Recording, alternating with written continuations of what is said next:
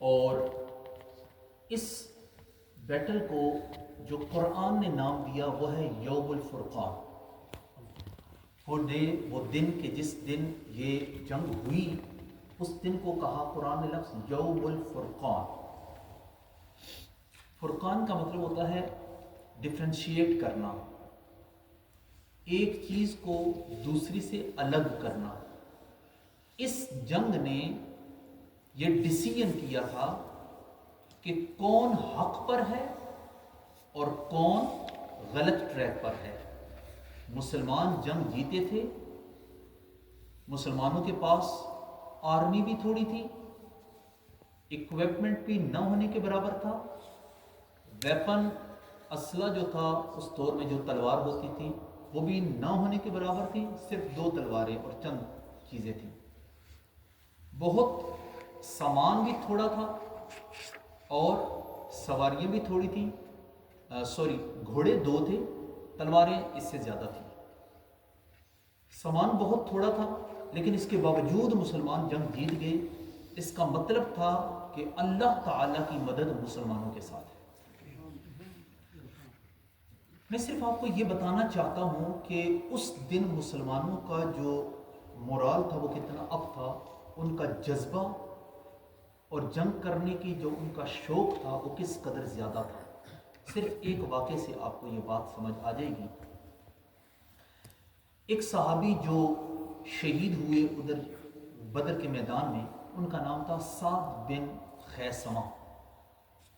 سعد ان کا نام تھا اور خیثمہ ان کے والد کا نام تھا۔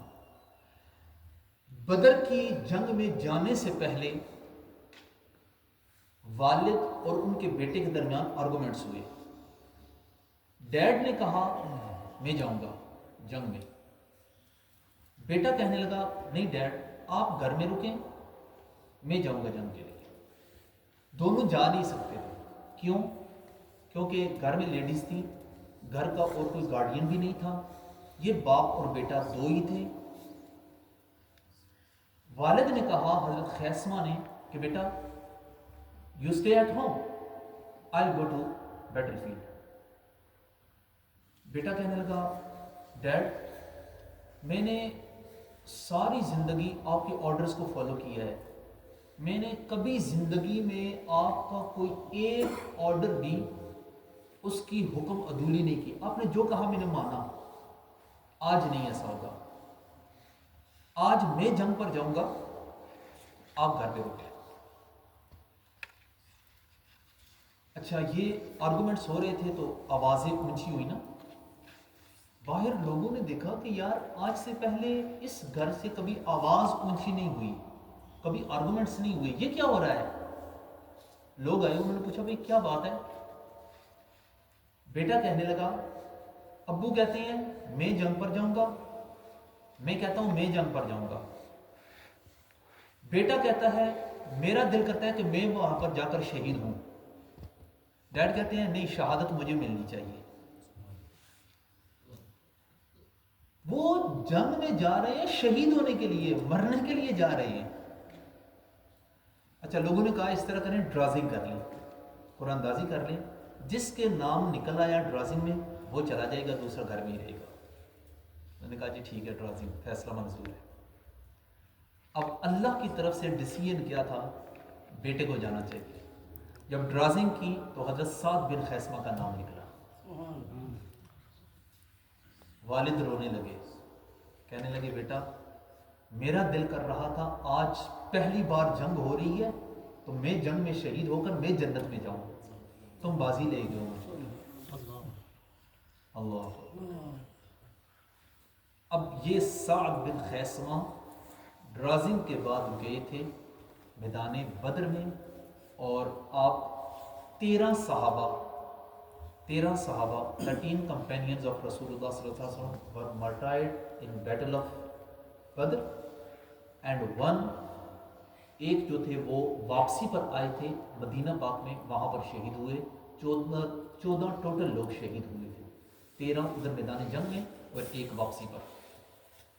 اور سعد بن خیثمہ الانصاری he was one of them۔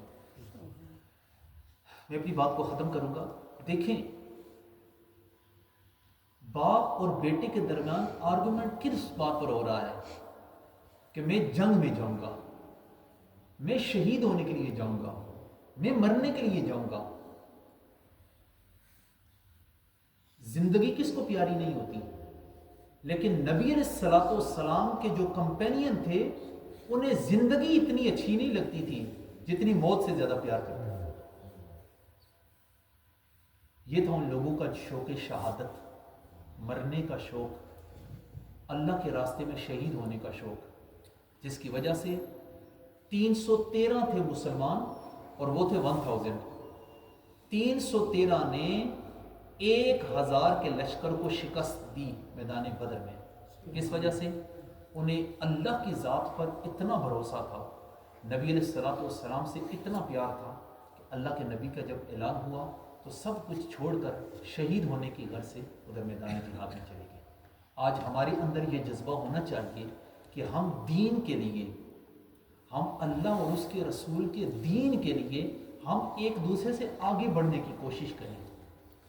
یہی غزوہ بدر کا پیغام ہے۔ کوئی آدمی 4 نفل پڑھتا ہے، ہمیں 8 پڑھنے چاہیے۔ کوئی 10 پڑھتا ہے، ہمیں 12 پڑھنا چاہیے۔ کوئی ڈونیشن کرتا ہے 100 پاؤنڈ کی، ہمیں 150 کرنی چاہیے۔ کوئی آدمی نیکی کے کام میں بڑھ چڑھ کر کوشش کرتا ہے، ہمیں اس کے ساتھ سبقت کرنی چاہیے۔ یہی قرآن کہتا ہے کہ نیکی کے کاموں میں ایک دوسرے سے آگے بڑھنے کی کوشش کیا کرو۔ اللہ کریم ہم سب کے لیے خیر کے راستے آسان فرمائے، اور میں شہدائے بدر کے وسیلے سے اللہ پاک کی بارگاہ میں دعا کرتا ہوں اللہ کریم ان شہدائے بدر کے وسیلہ جلیلہ سے ہماری بخشش و مغفرت فرمائے۔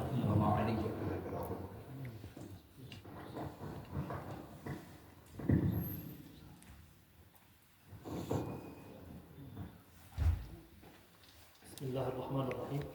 We don't have much time, so inshallah ta'ala I would like to conclude within 20 minutes, then we will go downstairs for iftar inshallah ta'ala.